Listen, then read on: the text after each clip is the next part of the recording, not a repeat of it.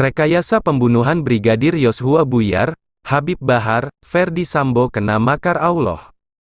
Skenario rekayasa kasus pembunuhan Brigadir Joshua Huta Barat yang diotaki Irjen Ferdi Sambo akhirnya buyar.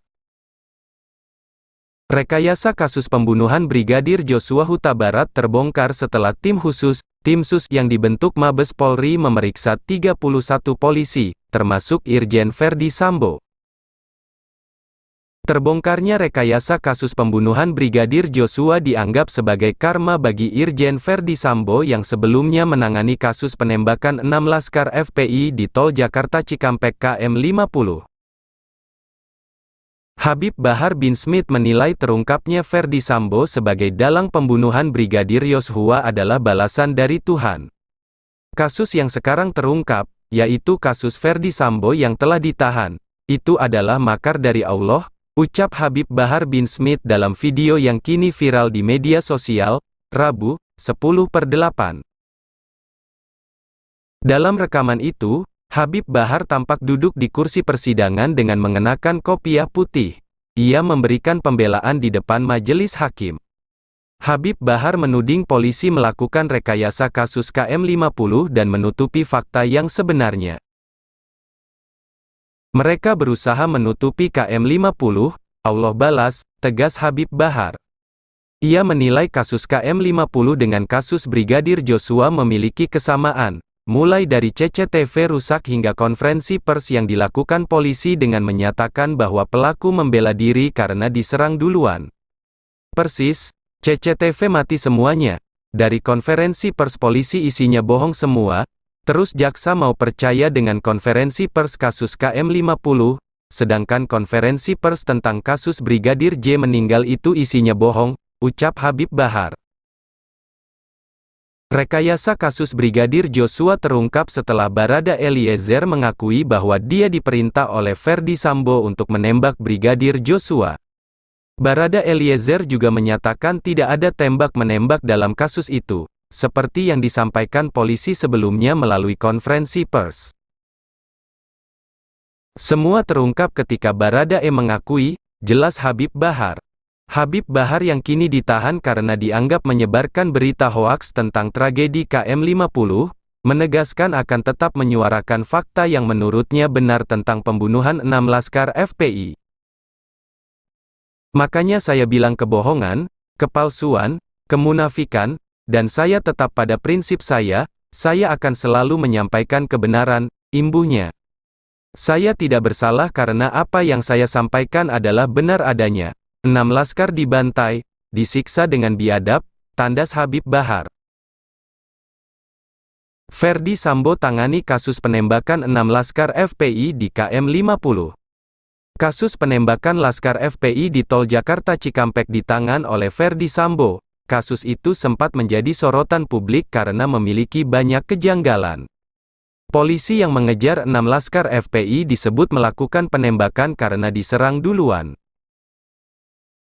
Para pelaku penembakan disebut membela diri dari serangan 6 laskar pengawal Habib Rizik Syihab. Kejanggalan serupa muncul dalam kasus pembunuhan Brigadir Joshua di rumah dinas Irjen Ferdi Sambo pada Jumat, tanggal 8 Juli tahun 2022. Awalnya, polisi menyebut Brigadir Joshua tewas setelah tembak-menembak dengan Barada Eliezer. Brigadir Joshua disebut menembak duluan karena kepergok melecehkan dan menodong istri Ferdi Sambo, Putri Chandrawati. Ferdi Sambo, kata polisi, tidak ada di lokasi kejadian saat peristiwa tembak-menembak, ia disebut pergi tes PCR.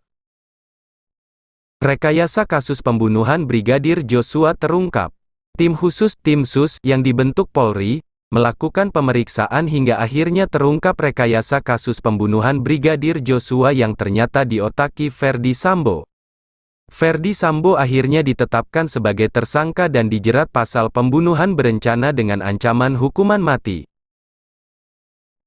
Penetapan tersangka Ferdi Sambo disampaikan langsung oleh Kapolri Jenderal Listio Sigit Prabowo dalam konferensi pers di Bareskrim Polri, Selasa, 9/8 malam.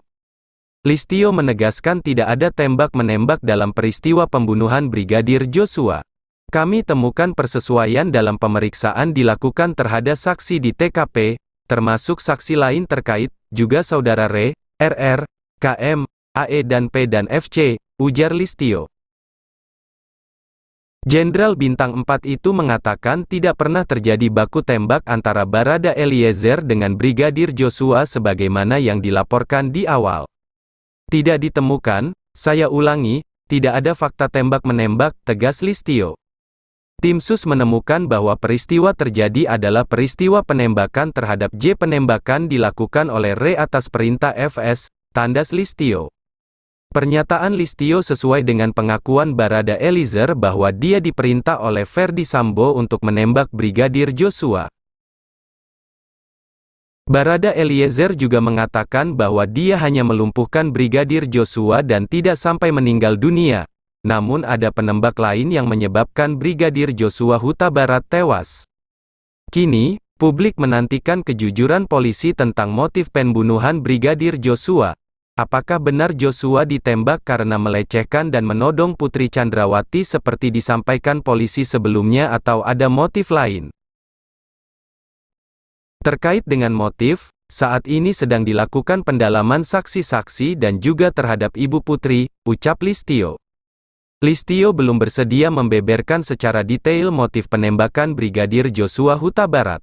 Jadi saat ini belum bisa kita simpulkan, terang Listio. Listio menegaskan tim SUS masih bekerja untuk mengungkap motif penembakan Brigadir Joshua karena hal itu menjadi pemicu pembunuhan. Listio berjanji akan membuka semua fakta di balik rekayasa kasus pembunuhan Brigadir Joshua Huta Barat.